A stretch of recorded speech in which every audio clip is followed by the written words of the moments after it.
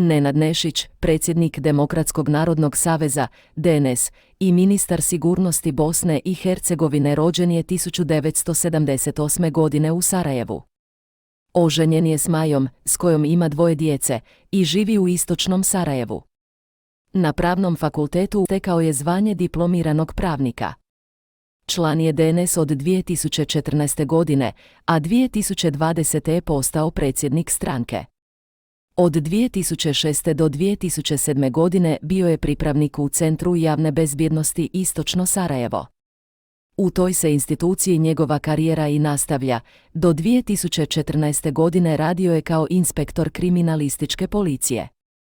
U periodu od 2016. do 2020. godine obavljao je funkciju v.d. direktora javnog preduzeća Putevi Republike Srpske.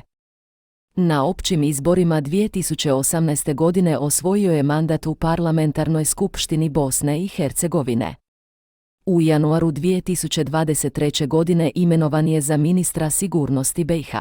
Nešić sa suprugom Majom ima stan i kuću u Srbiji koje prije preuzimanja ministarske pozicije nije prijavio u izjavi o imovinskom stanju. Vlasnik je i 2 stana u Tivtu u Crnoj Gori, kuće u Sarajevu, a sa bratom Predragom suvlasnik je kuće u istočnom Sarajevu. Vlasnik je firme Engroap u istočnom Sarajevu.